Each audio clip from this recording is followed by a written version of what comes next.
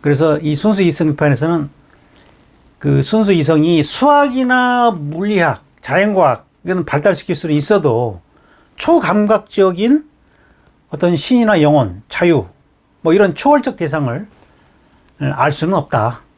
이거는 독단이고 월권이다. 그러나 이 순수 이성 밖에 있는 우리가 알 수 없는 영역이 필요 없는 것은 또 아니다. 자, 예를 들어서 설명드릴게요. 자, 이 과학이 발달해가지고, 과학 지식이 발달해가지고, 핵무기를 만들었어요. 근데 그 핵무기가 과학적으로는 오류가 없어요. 그 모든 지식이 축적돼가지고, 그 뭐 수백만의 사람을 뭐 한순간에 그 죽일 수 있는, 그건 과학적으로는 잘못이 없는데, 그거는 도덕적으로는 문제가 될 수 있어요. 그죠? 그래서 이 과학의 법칙을 발견하는 것과 선악을 판단하는 문제는 이건 별개의 문제다라는 거죠. 인간은 지식을 합리화해 가지고 얼마든지 악을 저지를 수가 있습니다. 사실 뭐 지금까지의 전쟁이 일어나는 거 보면은 다 어떤 합리화를 시키잖아요. 지식을 합리화 시켜 가지고 명분을 만들고 그 명분을 가지고 어떤 다른 민족을 공격하고 어떤 정치적인 이데올로기 입각해서 어떤 정치적 논리로 지성을 이용하는 거죠. 그래서 이제 그 아도르노나 그 호르크하이머 같은 사람들은 그걸 이제 계몽의 변제법이라는 책에서 그 도구적 이성이라는 말을 쓰죠. 도구적 이성. 이성을 하나의 도구로 썼다는 거죠. 도구로. 어떤 이성이 수단이 되면 안 되는데 이 목적을 성취하지 못하고 하나의 수단으로 전락을 시켰다는 거죠. 그래서 그 나치의 어떤 그런 폭력성이라든지 또는 현대 산업사회에서 인간들을 어떤 관리하기 위해서 관리하는 사회를 합리적으로 지지했다 이런 식으로 비판하는 것이 이제 계몽 변제법인데 칸트는 이런 문제를 해결하기 위해서 그 순수 이성과 독립된 완전히 다른 별개의 실천 이성의 영역을 규정합니다.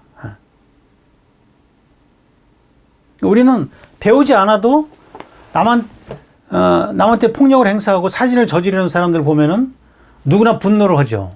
그죠? 그거는 우리 안에 양심이 있다는 거예요.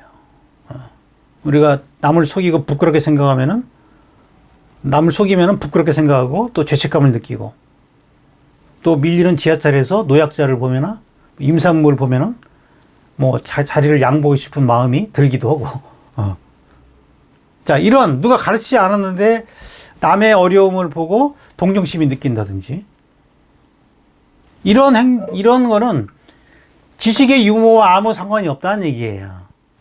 오히려 지식이 없는 사람들이 더 마음이 따뜻한 사람들이 많죠. 뭐 꼭 그런 건 아니지만. 그래서 이 지식과 착한 거는 별개의 문제다. 그래서 이성과 그런 지성과 별도로 어떤 그 도덕적인 본성이 존재한다는 것이고, 인간 사회의 보편적인 법률이고 지켜야 될 의무, 이것이 인간 안에 선의지로 내재되어 있다. 선의지.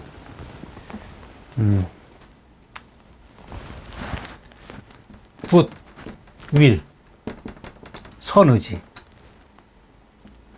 이게 인간 안에 본성으로 내재되어 있다라고 얘기를 하는 거예요. 내재되어 있다.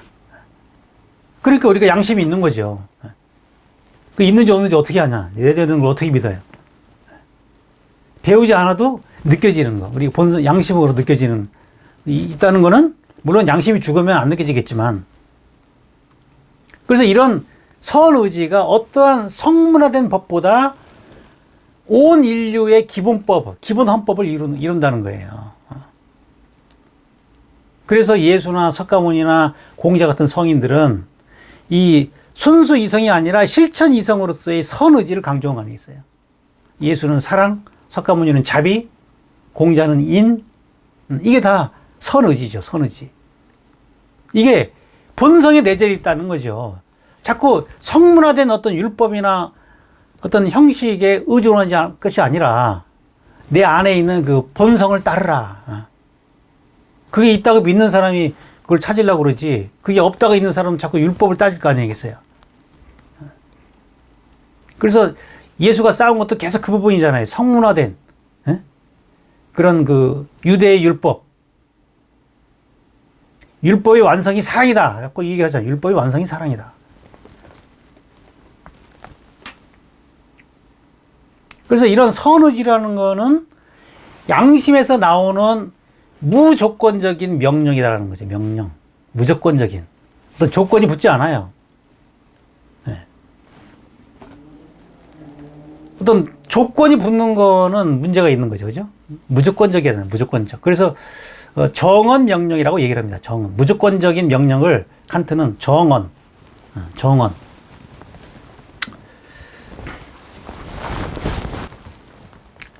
자, 아까 그 처음에 그려드렸던 요 도표를 다시 한번 그려보죠. 세 개로 삼태극으로, 이게 진선미가 삼태극으로 이렇게 되어 있는데, 자, 여기에서 나오는 것이 안에 의지죠, 의지. 선의지. 선의지가 기본적으로 양심에, 기본적으로 본성에 장착이 돼 있다. 지금 그렇게 얘기를 하고 있는 거예요. 여기서 어떤 명령이 나오는데 이걸 정언 명령이다. 정언 명령의 특징은 무조건적이다. 무조건적이다.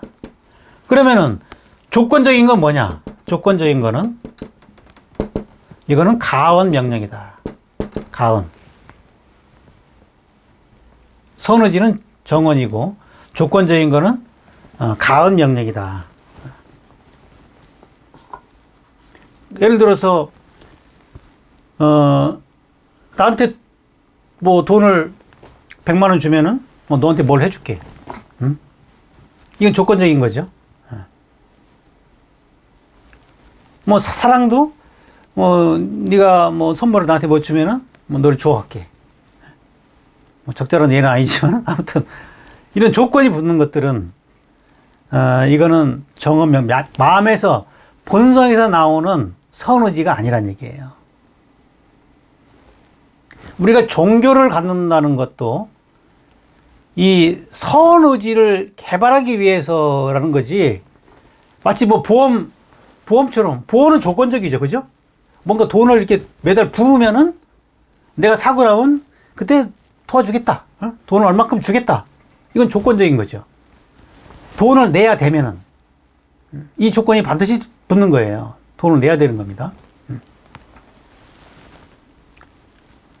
우리가 뭐 매주 교회에 가면은, 또는 뭐 매달 11조를 하면은 뭐 10배를 갚아주겠다.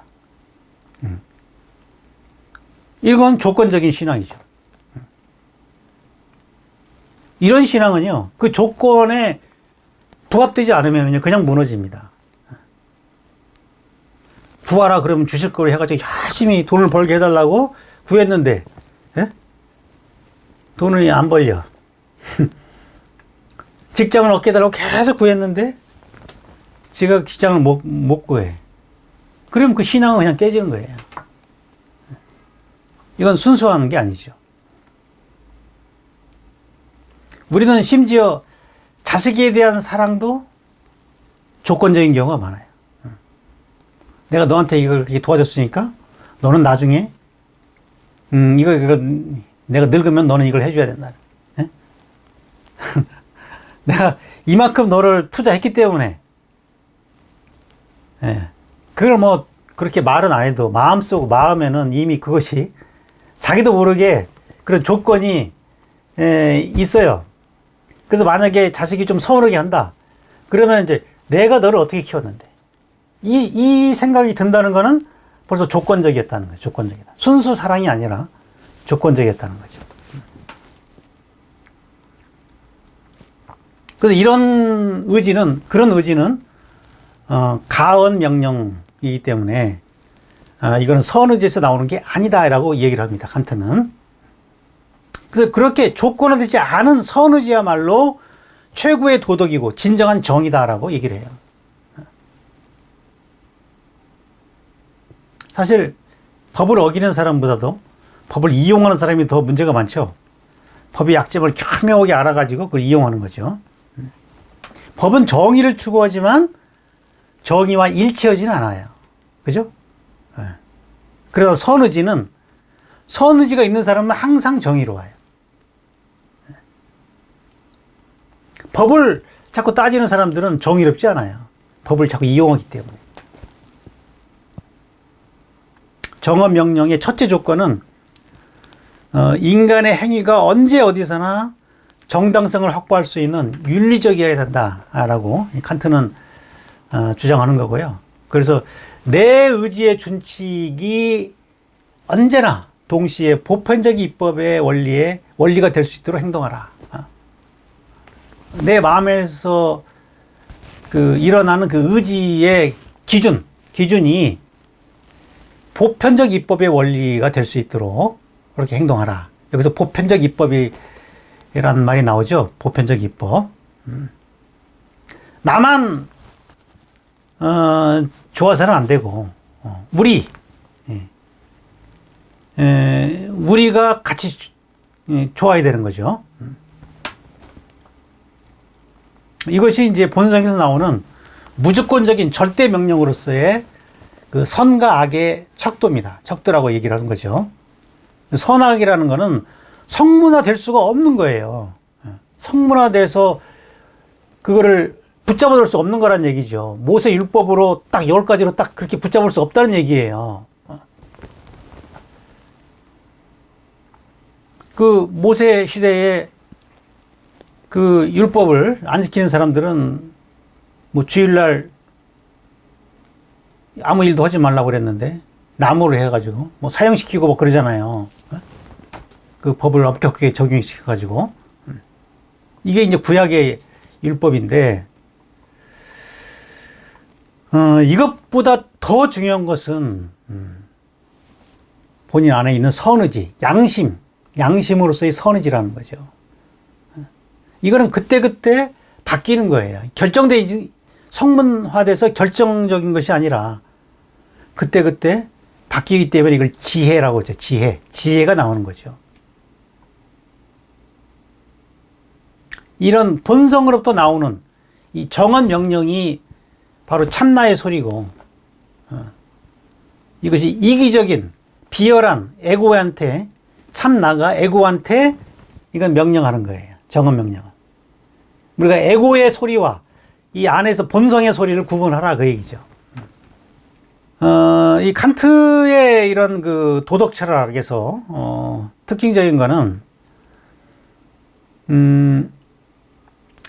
그때까지 이 인간이 자연 법칙을 지배를 받는다고 생각했던 자연론적인 인간관을 거부하고 있다는 거예요. 이 자연론적 인간관이라는 거는요, 본능에 따라서 우리가 배고프면은 먹고, 먹을 걸 찾고, 졸리면은 자고 싶고, 피곤하면 쉬고 싶고, 뭐 그런 어떤 본능적인 욕구예요. 칸트는 그런 인간의 그 본능적인 욕구를 경향성이라고 얘기합니다. 경향성. 어떤 습관적인 감성적 욕망. 습관적으로 그냥 욕망이 일어나는 대로 따르는 거죠.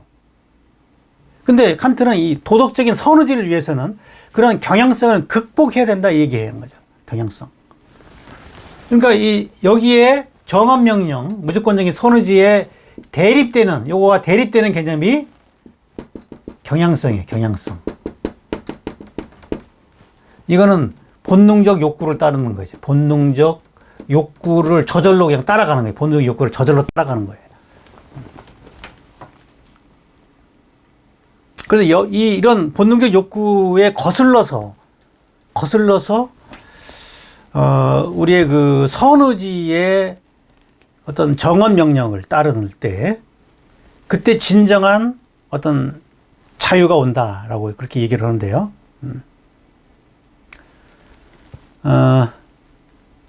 칸트는 이러한 만족감이 어떤 감성적 만족과 구분해가지고 어떤 지성적 만족감이라고 얘기를 하는데, 이건 이제 본성의 자족적인, 먼저 조건에 의해서 만족한 것이 아니라 스스로 만족하는 거죠. 자, 이 예를 좀 들어볼게요. 몇 년 전에 그 뉴스에서 보니까 그 이복순 할머니인가요? 그 김밥 할머니 있죠? 김밥 할머니. 평생 김밥을 모아가지고 그 50여 원에 달하는 돈을, 부동산이 50억 원이고 현금이 1억 원 해가지고 그거를 충남대학교에 익명으로 기부를 했어요. 이거는 경향성을 따른 게 아니죠. 내 동물적인 욕구에는 일단 뭐 김밥을 파니까 뭐 얼마나 잘 살겠어요. 더 좋은 집을 갖고 더 잘 먹고, 뭐 자기 아는 뭐 자기 자식들이 없으면은 자기 뭐 친척이라도 아는 사람 중심으로 이거 돈을 쓸 텐데, 그것이 아니라 그 학생들을 위해서 대학교에 기부를 했다. 이거는 경향성을 따른 게 아니에요. 이거는 내 마음에서 나오는 어떤 선의지를 따른 거라는 거죠. 뭐 성경에 보면은 사마리아 여인에 관한 얘기가 나옵니다. 그 한 유태인이 강도했는데 피격을 당해서 죽어가는데, 지나가는 제사장과 레위 사람이 그걸 그냥 지나가 버려요. 제사장은 이제 유대 사람이고, 그 레위 사람들은 그 당시에 그 법률가들이 많죠. 그 성경 전문 그 해석자들. 그 사람들은 그냥 그 사람 도와줬다가 자기한테 피해 당할까봐 그냥 지나갔다는 거죠. 그런데 유대인이 가장 멸시했던 사마리아 여인은 그런 피격 장면을 보고 불쌍히 여겨가지고 그 유대인이 사마리아인들을 굉장히 멸시했거든요. 없고 여관으로 데려줘가지고 주인한테 간절하게 부탁을 하는 거죠. 뭐 돈까지 주면서, 내가 내일 다시 한번 올 테니까 잘 좀 맡아달라. 그래서 정중히 부탁을 하고 떠나는 거죠. 자, 이 사마리아 여인의 의지는 어디서 온 것이냐? 이건 경향성이 아니죠. 이거는 마음에서 오는 어떤 선의지, 양심, 본성이 그런 게 있다는 거죠. 예수가 이 얘기를 그 당시 찾아온 율법학자한테 이 얘기를 해주면서, 누가 더 선한 사람이냐? 유대 제사장과 사마리아 여인 중에서 당신은 누가 더 선하다고 생각하느냐? 탁 질문을 던지죠. 그러니까 그 율법학자도 당연히 사마리아 여인이 선하죠. 자, 이 비슷한 사건이 1964년도에 뉴욕 퀸즈의 주택가에서 벌어집니다. 이 키티 제노비스라는 여인이 칼에 찔렸어요. 그래서 죽어가는데, 그리고 뭐 겁탈당하는 그런 사건이, 칼에 찔리고 겁탈당하는 사건이 있었는데, 이 겁탈당하는 동안 도와달라고 막 소리를 질렀어요. 근데 그 주변에 38명이나 현장에 있었는데 아무도 아는 척 안 하고 그냥 다 지나간 거예요. 그래가지고 그 사건이 나중에 알려져가지고 충격에 빠졌죠. 그래서 그 사건을 계기로 미국의 착한 사마리아인법이 나왔어요. 착한 사마리아인법. 사마리아 여인처럼 선의지를 실현할 수 있는 법을 만든 거죠. 그래서 유럽의 14개 국가, 미국의 30여 개 주에서 이 법이 시행되고 있어요. 그래서 자신에게 위험이 없는데도 공경에 처한 사람을 도와주지 않을 경우에 뭐 2년 이하의 징역 또는 300만 원 이하의 벌금을 매긴다라는 그런 규정을 만들어 놨어요. 뭐 우리나라도 그 규정을 적용하지 않느냐 가지고 얼마 전까지 뭐 그게 제가 그 언론에 그 뉴스에 나오는 걸 봤는데 뭐 지정됐는지 안 됐는지 잘 모르겠어요. 안 된 걸로 알고 있는데. 그것도 이제 이 양심마저, 이 선의지마저 또 성문화시키려는 거잖아요. 법으로. 근데 이 선의지는요, 그렇게 언어로 성문화될 수 없다니까요. 이게 특징인 거예요. 이것마저 성문화 시켜서 해결될 문제가 아니라는 거죠. 이거는 자기의 느낌으로, 이 본성에 나오는 그 본성의 소리를 들어야 되는 거예요. 자꾸 어떤 기준을 따르려고 하지 말고. 뭐 이런 예는 너무 많죠. 2001년도에 우리나라 청년 이수연 씨가 도쿄의 한 지하철역에서 그 선로에 떨어진 그 일본 사람들을, 술 취한 일본 사람을 구하려다가 몸을 눕혀가지고 26살 나이에 죽었어요. 그 기차에 치여가지고. 한국과 일본은 적대적인 감정이 있잖아요. 식민지를 받았기 때문에 한국 사람들, 일본인들에 대한 적대적인 감정이 있는데, 그 순간은 아무튼 그런 뭐 사람이 일단 죽어가는 그 순간을 보면서 그냥 본능적으로 나온 거예요. 뭐 그런 뭐 한일 관계 뭐 이런 거, 정치적인 문제 이런 거 생각할 겨를이 없는 거예요. 우리가 엄마가 자기 자식이 위기에 처했을 때는 그냥 본능적으로 그냥 움직여 버리잖아요. 거기서 어떤 조건을 따지지 않아요. 그냥 본능적으로 움직이는 거예요. 그게 이 경향성에 어긋나는 거예요. 그거는 내가 살기 위한 그런 경향과 그거는 상관없어요. 그러나 그것이 내 마음에서 양심으로 그게 나오는 거기 때문에 이거는 모든 사람한테 감동을 줬어요. 한국 사람한테도 감동을 줬고, 일본 사람한테도 감동을 줘가지고 일본에서 뭐 각종 훈장을 수여했고, 영화도 만들었어요. 너를 잊지 않을 거야라는 그 영화가 일본에서 만들어졌습니다. 이런 걸 보면은 이런 거에 감동을 한다는 것은 우리 모두 안에 선호지가 내장되어 있다. 기본적으로 그러니 감동을 하는 거죠. 그것이 감동을 안 하는 사람들은 그 선호지가 오염되어 있다. 이렇게 볼 수가 있는 거죠. 우리가 과학적으로 아주 뛰어난 과학자가 있다는 건 우리 안에 그런 능력이 있다는 걸 의미하고요. 그렇게 선호지를 실천하는 사람이 있다는 것은 우리 안에 그게 내장되어 있다. 우리는 왜 그렇게 안 되느냐. 그거를 프로그램을 안 쓴다는 얘기죠. 선 프로그램을 안 돌린다는 얘기, 그때. 그래서 칸트는 유한한 존재로서 인간은 이 세상의 인과의 지배를 받지만 한편으로는 그런 신성한 성격이 있어가지고 초월적이고 자유로운 존재다.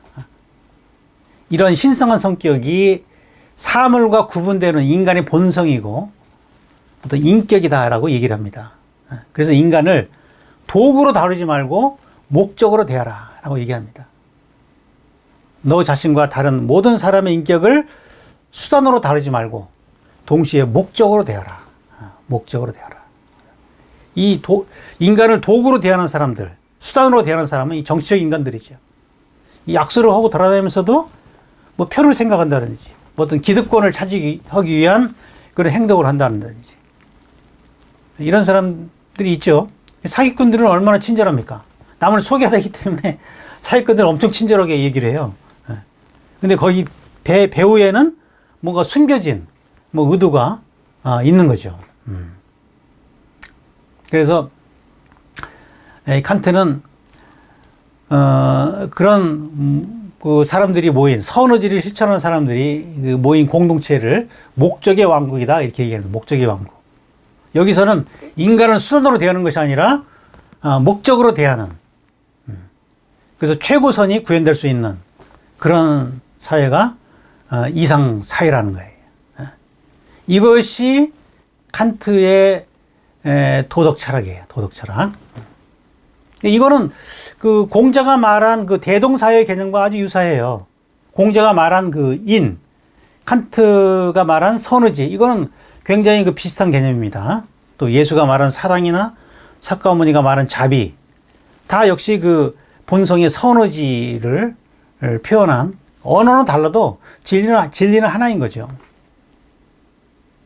우리는 누구나 행복을 원하지만 뭐가 행복인지는 잘 몰라요. 그게 이제 딜레마인데, 행복이 뭔지도 모르면서 행복을 자꾸 찾는다는 거죠.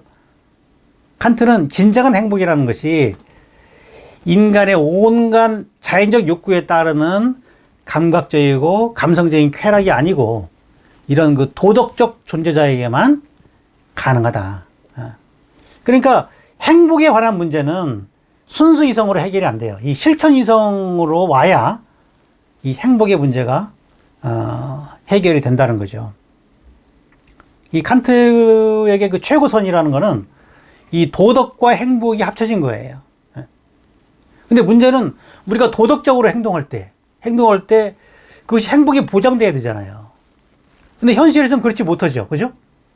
내가 그렇게 도덕적으로 행동했는데 그렇다고 해가지고 나한테 어떤 그 이익이 되는 건 아니라는 얘기죠. 보장이 안 된다는 거죠. 물론 이제 칭찬을 받고 뭐 기분이 좋아할 수는 있으나 법적으로 그게 보장이 안 되는 거죠. 그래서 칸트는 이것이 보장되려면은 영혼의 불멸과 신이 요청된다 얘기해요. 신이 요청된다.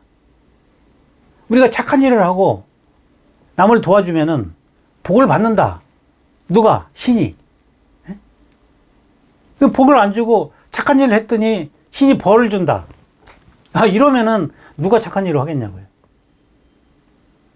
그래서 신은 순수 이성으로 증명할 수는 없지만 없으면 안 되는 거죠. 그래서 요청한다는 얘기, 요청.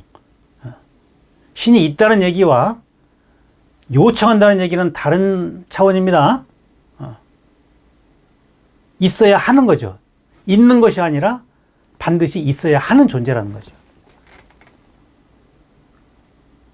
그래야 우리가 도덕적인 삶을 살 때 그것이 행복과 일치를 가능하게 한다는 거죠. 그래서 실천인생의 과제는 도덕성과 이 행복의 일치를 보장해주는 원인으로서 신의 존재를, 신의 현재를 요청하는 겁니다. 그래서 존재한다는 것은 요청한다는 것과 다른 차원이고, 그거는 순수 이성의 관점에서는 가설이지만 도덕이 우리에게 부과하는 최고선을 실행할 의무와 결합한 실천적 관점에서는 반드시 요청돼야 될 그런 필수 조건이라는 거죠.